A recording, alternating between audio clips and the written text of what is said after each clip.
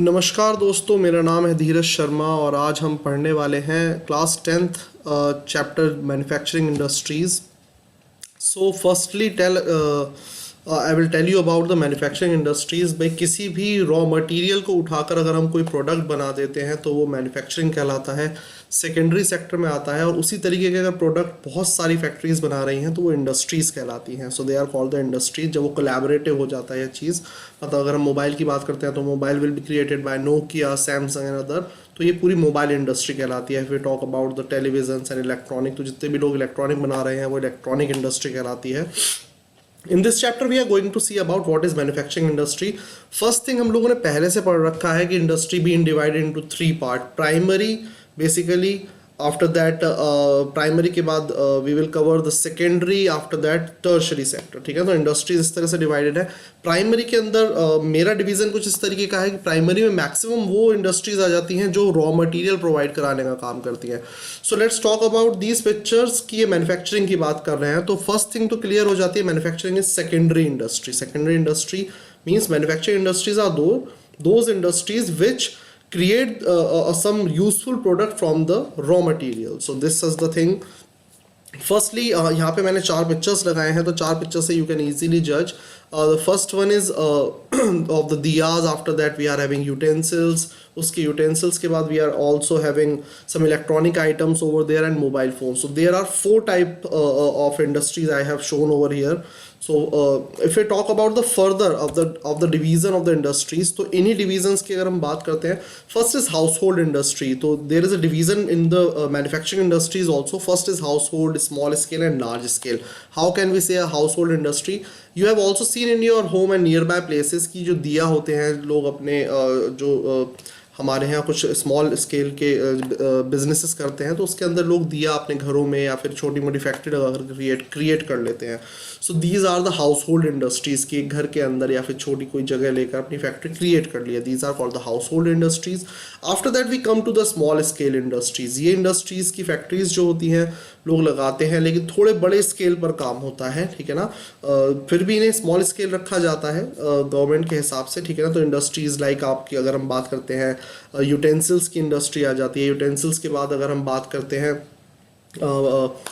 कोई सोफ़ा बना रहा है या फिर कोई बेसिकली मैन्युफैक्चरिंग ऑफ फर्नीचर कर रहा है, these all comes under the small scale industry.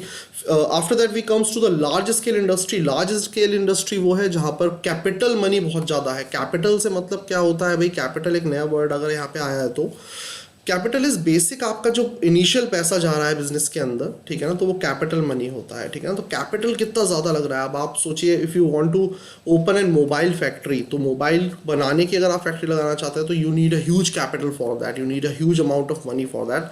सो ये लार्ज स्केल इंडस्ट्रीज़ के लिए काम आते हैं, काफ़ी ज़्यादा पैसा चाहिए. So industries been divided into household, small and large scale industries. Let's talk about manufacturing. As I have told you, this can be the definition for the your manufacturing.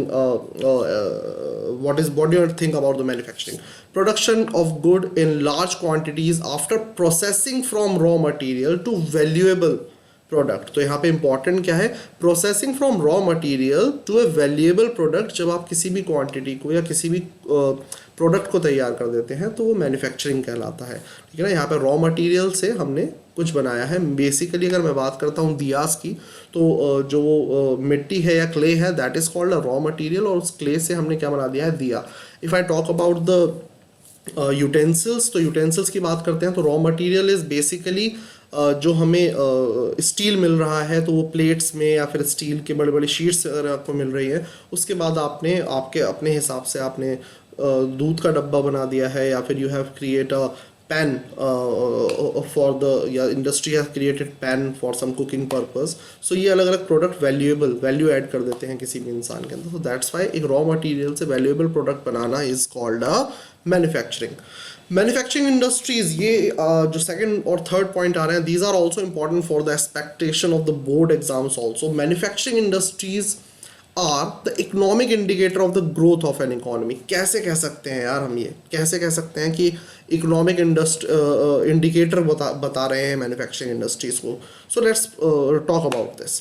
Manufacturing industries economic indicator इसलिए कहा जा रहा है basically यहाँ पर कि किसी भी कंट्री को देखिए आप, अगर आप बात करते हैं कि ब्रिटिशर्स इंडिया आए थे तो आप जानते हैं ब्रिटिशर्स अपने आप में इतने ज़्यादा पावरफुल इसलिए थे क्योंकि इकोनॉमिकली उनके पास काफ़ी ज़्यादा इंडस्ट्रीज़ थी, उन्होंने काफ़ी ज़्यादा रिसर्च वर्क इंडस्ट्रीज़ के अंदर कर लिया था, ठीक है ना। उसके बाद if I talk about this time of world, तो आपका पड़ोसी देश चाइना क्यों इतनी बड़ी इकोनॉमी लेकर बैठा हुआ है? Because they are having a good economic structure because of their manufacturing industries. World की बहुत सारी मैन्युफैक्चरिंग इंडस्ट्रीज़ उनके यहाँ है, चाहे हम आईफोन एप्पल कह लें या फिर हम और इंडस्ट्रीज़ कह लें, कार फैक्ट्रीज़ कह लें। और अब तो हमारे मोदी जी भी कहते हैं कि मैक्सिमम इंडस्ट्रीज़ आओ, make in India, make in India, ठीक है ना। तो बेसिकली व्हाट दे वांट कि वो जानते हैं कि मैन्युफैक्चरिंग इंडस्ट्रीज़ जहाँ होगी वहाँ पे इकोनॉमिक लेवल अप हो जाएगा। Economic strength of a country is measured by the development of manufacturing industry. आप किसी भी कंट्री को देख लीजिए, इकोनॉमिकली उतना स्ट्रेंथ उसे मिलता है जितने उसकी मैन्युफैक्चरिंग इंडस्ट्री होते हैं। बेसिक इसके अंदर एक आइडिया ये भी हम समझ सकते हैं कि आप जो भी प्रोडक्ट बनाओगे, आप अपने घर में अगर कोई प्रोडक्ट बनाने की कोशिश कर रहे हो and when you sell it to the market, तो पैसा आपके घर में आ रहा है क्योंकि आपने प्रोडक्ट बनाया है तो आप उसके लिए पैसा लेते हैं।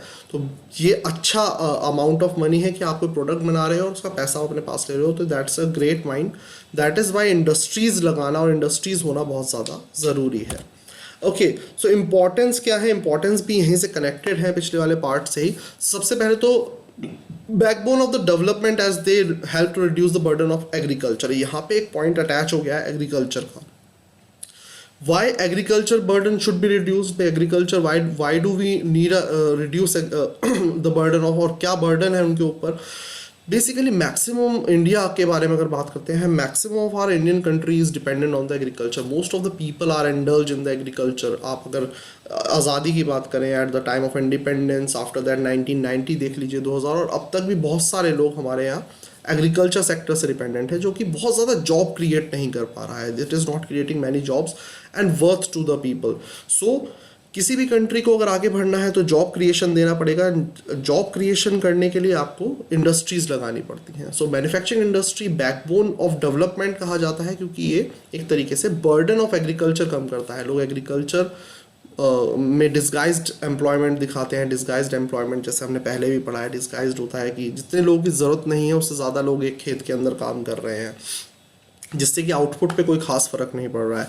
अब इस आउटपुट पे तो कोई फर्क पड़ नहीं रहा है, इसलिए कुछ लोगों को उठाकर हमें कहीं और डालना चाहिए जिससे कि इकोनॉमिकली वो अपने आप को साउंड कर पाएँ, अच्छा कर पाएँ। सो दैट्स वाई इंडस्ट्रीज़ के अंदर वो काम करने जाएंगे, तो इससे एग्रीकल्चर का बर्डन भी जो होगा वो रिड्यूस होगा।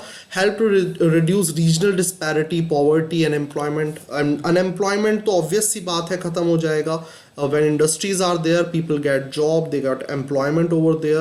After that, poverty भी इसी के साथ connected हो जाती है। When you have a job and you have a money in your pocket as a salary or something, so आपको आपकी जो आर्थिक स्थिति है, it is also being good.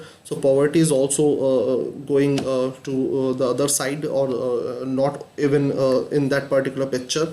Disparity, regional disparity important point है। रीजनल डिस्पैरिटी को कैसे याद रखा जाए? रीजनल डिस्पैरिटी याद रख सकते हैं आप एक कहानी से, जैसे मैं सुनाता हूँ।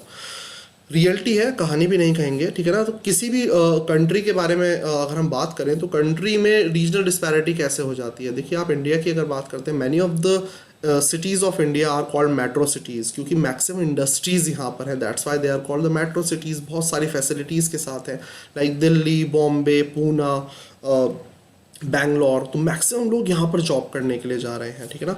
अब अगर हम बात करते हैं छोटे शहरों की, like if you talk about the state like Bihar, इसका कोई छोटा शहर है, कोई छोटा ज़िला है। If I talk about the eastern side of Uttar Pradesh also, या फिर हम नॉर्थ ईस्टर्न स्टेट्स की बात करते हैं, तो मैक्सिमम इंडस्ट्रीज़ यहाँ पर नहीं है। That's why people are migrating towards the other cities, और वहाँ की पॉपुलेशन बहुत ज़्यादा हो गई है and people are also facing problem because of this. तो रीजनल डिस्पैरिटी को अगर ख़त्म करना है तो हमारे पास हर स्टेट में इंडस्ट्रीज़, हर शहर के अंदर अच्छी इंडस्ट्रीज़ होनी ज़रूरी है, जिससे कि वहाँ के लोगों को डिस्पैरिटी फील नहीं होगी। वहाँ के लोगों को they will get job and they will get other things also. So that is the point. Another point की अगर हम बात करते हैं, they help in establishing trade relation with able to export the surplus and meet our requirement by importing the raw material. Industries are always a relation maker between the other industries and other countries and other regions also. कैसे establish कर लेते हैं relationship? क्यों है? देखो, एक trade के लिए जब आप कोई सामान बेचने जाते हो दूसरी कंट्री को, तो it will welcome that product also. लेकिन कई बार आपकी अपनी कंट्री के अंदर अगर आप कुछ प्रोडक्ट क्रिएट कर रहे हैं तो उसका बेसिक रॉ मटेरियल या फिर कोई एक पार्ट ऑफ रॉ मटेरियल अगर आपके पास नहीं है और आप जानते हैं इस पर्टिकुलर स्टेट के अंदर या इस पर्टिकुलर रीजन के अंदर वो मिल सकता है, तो आप वहाँ से मंगाते हैं, आपके ट्रेड रिलेशन बेटर हो जाते हैं। कई बार ये चीज़ कंट्रीज़ तक भी पहुँच जाती है कि आपकी कंट्री के अंदर तो वो रॉ मटेरियल मिलता नहीं है, but you want to make that product, तो आप बाहर से मंगाते हैं। जैसे अब चाइना का एग्जांपल ले लेते हैं, चिप्स मैक्सिमम आपकी ताइवान के अंदर या फिर चाइना के अंदर बन रही हैं, तो मैक्सिमम जो इंडिया के अंदर जो भी गाड़ियाँ बनती हैं या फिर जो भी हम प्रोडक्ट इलेक्ट्रॉनिक यूज़ करते हैं उसकी चिप्स वहाँ से आती हैं। So that will also create a trade relations. बात करते हैं agriculture industry, how they move together. यहाँ पे एक बहुत अच्छा पॉइंट है, this will also come as an question over there. Both the agriculture and industry are complementary to each other and go hand in hand. कैसे बता सकते हैं हम? With the help of these two picture we can express over there कि देखो basically यहाँ पे अगर ये पिक्चर आपको समझ में नहीं आ रही है, द फर्स्ट पिक्चर जहाँ पे ट्रक खड़ा हुआ है और कुछ उसने लोड कर रखा है, this picture is about a industry of sugar. तो यहाँ पे शुगर मिल के अंदर है, तो शुगर मिल के अंदर raw material, where the raw material have come, raw material is always coming from the agriculture land. तो यहाँ पे क्या है, एग्रीकल्चर हेल्प कर रहा है किसकी, एक इंडस्ट्री की। अब हम बात करते हैं इंडस्ट्रीज कैसे एग्रीकल्चर की हेल्प कर रही हैं, तो come to the second picture. Industries के अंदर इलेक्ट्रॉनिक प्रोडक्ट या फिर बोल सकते हैं tractors and fertilizers and pesticide, ये सब चीज़ें बनाई जाती हैं which will help the agriculture industry also. So that is why we can say they are complementary to each other, दोनों एक दूसरे के साथ साथ and they go hand in hand. Okay, अब सबसे बड़ी बात है कि if you talk about an industry and if you talk about the economy, तो what it contribute to the economy. So manufacturing industry contribute about 9.8% of the total GDP if you talk about the figures of 2010 and 11, but it employs only 14% of the total workforce of India because there were not that much of industries India is having। और अब आप जानते हैं maximum of the industries अब move कर रही हैं tertiary sector की तरफ, ठीक है ना। तो यहाँ पर जहाँ पे मैन पावर कम लग रही है लोगों की, सो हाउएवर इट एम्प्लॉयज फिर भी 14% of the work force, but this is much lower than the other economies of east Asian economies. East Asian economies की अगर हम बात करें, जैसे कि हमारा चाइना हो गया है, ताइवान हो गया है, जापान हो गया है, Singapore, so they are the better economies than India. So that's why इनके पास इंडस्ट्रीज ज़्यादा है, and when the industries are growing up then the man power is also get more employment over there. That's why ये सब चीज़ें कर रही हैं, बट इसके लिए इम्प्रूवमेंट है। Now the situation been controlled and watched and giving measures to the people also with the help of NMCC, national manufacturing competitive councils. इसके लिए काफ़ी चीज़ें कर रहा है, has been set up to this objective कि how to control the situation and how to enhance the process of industrialisation. So आज के लिए हमने इस चैप्टर में बेसिकली पढ़ा है कि इंडस्ट्रीज़ क्या होती हैं, व्हाट द इंडस्ट्रीज़ अबाउट, कैसे एग्रीकल्चर के साथ चलती हैं, टाइप ऑफ इंडस्ट्रीज़ हमने पढ़ा है, इंपॉर्टेंस ऑफ इंडस्ट्रीज़ हमने पढ़ा है। आई होप आपको ये लेक्चर थोड़ा अच्छा लगा होगा। अगर अच्छा लगा हो तो प्लीज़ मेरे चैनल को लाइक और सब्सक्राइब करिए to motivate me to make other videos also about the about of the social science product and other product also। basically अभी मैं social science ही पूरा करने की कोशिश कर रहा हूँ यहाँ पे। thank you so much guys, love you everyone, bye bye, take care।